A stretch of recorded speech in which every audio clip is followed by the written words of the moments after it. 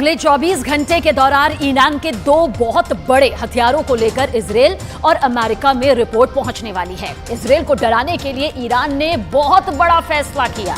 Iran ने दरअसल 2 बहुत ही खतरनाक, खौफनाक वेपन सिस्टम को अब तक छुपा कर रखा हुआ था, लेकिन अचानक उन्हें सामने लाकर ईरान ने अपना इरादा साफ कर दिया।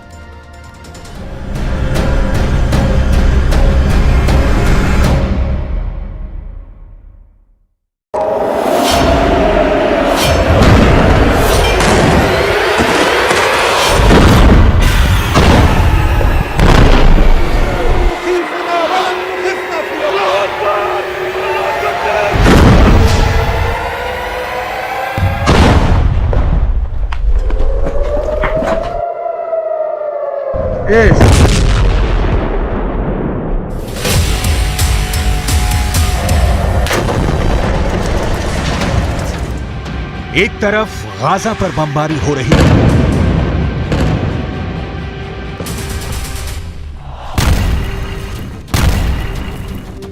दूसरी तरफ ईरान के सुप्रीम लीडर अली खामनेई के दौरे ने इजरायल को खौफ से भर दिया है। एक तरफ इजरायल पर बम गिर रहा है, दूसरी तरफ ईरान से आई इन तस्वीरों ने नेतन्याहू की सेना का दिल बैठा दिया है। एक तरफ गाजा से उठता धूल और बारूदी धमाके का धुआं है, दूसरी तरफ तेहरान का हाई प्रोफाइल अड्डा है, जिस पर इजरायल से लेकर अमेरिका तक सबकी नजरें हैं। इस अड्डे में क्या है, उससे पहले गुस्से से उबलता हुआ पश्चिम एशिया देख लीजिए। ये ईरान की राजधानी तेहरान है। इजरायल का झंडा जलाया जा रहा है। गाजा में बमबारी, करीब 13,000 लोगों की मौत और इनमें 5,000 बच्चों की लाशों को देखकर पूरा पश्चिम एशिया एक बड़े युद्ध की तरफ बढ़ता हुआ नजर आ रहा है।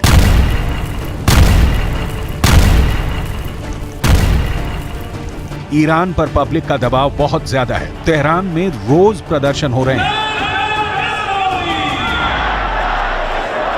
यही वजह है कि ईरान के सुप्रीम लीडर अली खामनेई को उस अड्डे पर जाना पड़ा जहां ईरान के सबसे खतरनाक हथियार रखे गए हैं।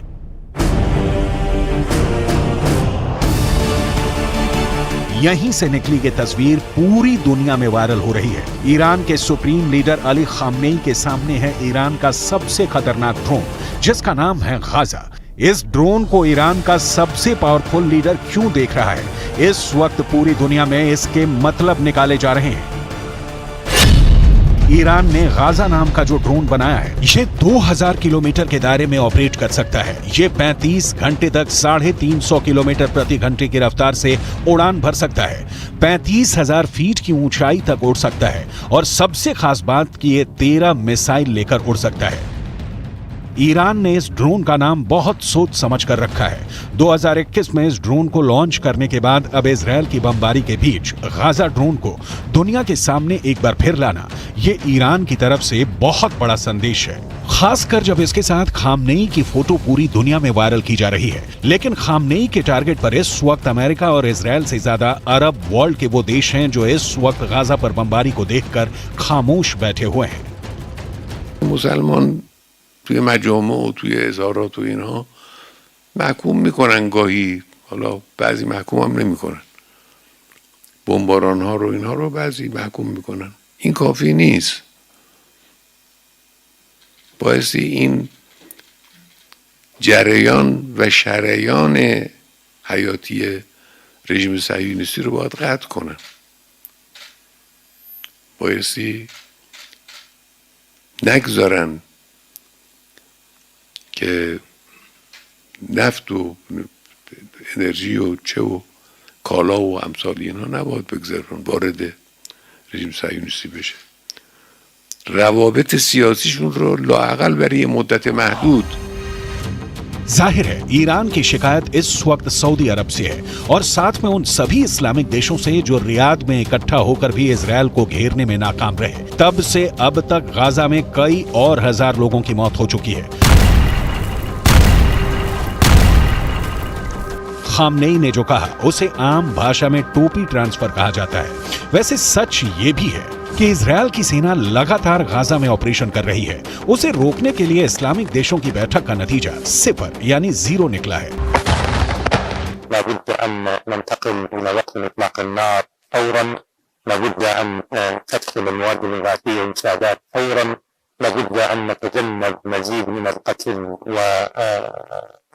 والإيذاء للمدنيين، ورأينا أعداد مهولة من المدنيين تسقط حتى الآن، ولا زالنا أمام تطورات خطيرة وأزمة إنسانية بل كارثة إنسانية خارقة تستوجب تحرك دولي فاعل للتعامل معها. इस बीच इजरायल और अमेरिका को बड़ी चुनौती 4H से मिल रही है।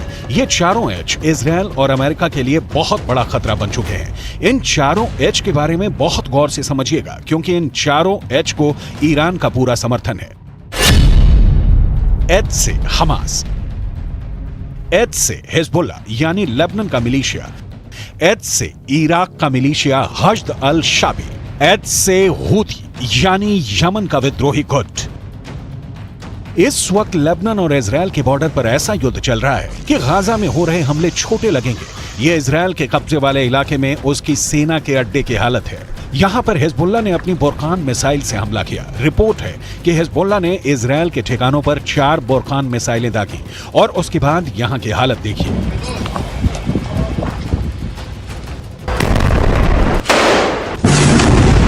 हिजबुल्लाह ने अपनी सबसे खतरनाक स्नाइपर फोर्स उतार दी है। हिजबुल्लाह ने अपने एंटी टैंक दस्तों को इजरायल की पोस्ट पर लगातार हमलों का ऑर्डर जारी किया है। इजरायल के कई शहर टारगेट पर हैं। गाजा में बमबारी के खिलाफ हिजबुल्लाह और हूथी दोनों ने अपने हथियार गोदाम खोल दिए हैं। यमन अब इजरायल के समुद्री जहाजों को भी टारगेट कर रहा है। लेकिन ऐसे हमलों और गाजा पर बमबारी जारी रखने के बीच नेतन्याहू ने अपना वॉर ट्रायंगल तैयार कर लिया है। नेतन्याहू के वॉर ट्रायंगल में सबसे बड़ा कोना गाजा में हमास का पूरी तरह खात्मा है। नेतन्याहू के वॉर ट्रायंगल में दूसरा बड़ा कोना लेबनान में हिजबुल्लाह का अंत है, जबकि नेतन्याहू के वॉर ट्रायंगल का तीसरा सबसे खतरनाक कोना है सीरिया, जहां से इराक का मिलिशिया हश्द अल शाबी इजरायल के बॉर्डर तक पहुंच सकता है। यही वजह है कि सीरिया पर इजरायल की एयरफोर्स ने हमले तेज कर दिए हैं। ये तीनों जगह इजरायल के बॉर्डर से लगी हुई हैं और इजरायल इन्हें अपने खिलाफ सबसे बड़ा खतरा मानता है। इस वक्त पश्चिम एशिया में जो भी हो रहा है वो 2 कैंपों के बीच चल रहा है। एक तरफ है इजरायल और अमेरिका और दूसरी तरफ है ईरान और उसके साथ ही मिलिशिया। जहान در برابر آمریکا متحد است. نفرت از آمریکا سراسر افکار عمومی عالم را فرا گرفته است. آمریکا امروز بیش از هر زمان دیگری در جهان منزوی است. این یک شکست سیاسی برای آمریکا. इजरायल के जवाबी हमलों को देखकर कोई भी नहीं कहेगा कि इजरायल अब पीछे हटेगा।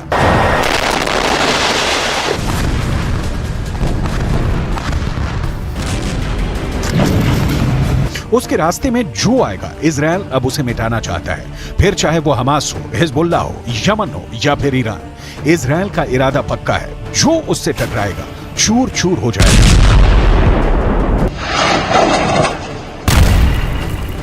इसमें कोई शक नहीं कि ईरान में इजरायल को लेकर इस वक्त बहुत गुस्सा है। ईरान के जनरल अब तक इजरायल की बमबारी को लेकर बहुत आक्रामक भाषण देते आए हैं, लेकिन इजरायल को डरा नहीं पाए। غرب آمریکا و انگلیس و آلمان و فرانسه مشخصاً و بعضی دولت‌های منافق در کنار آنان، اینها یک شکست اخلاقی عظیم را در جهان تجربه کردند. اما آنها باید بدانند هیچ یک از این اقدامات مانعی نیست، عاملی نیست برای نجات صهیونیست‌ها.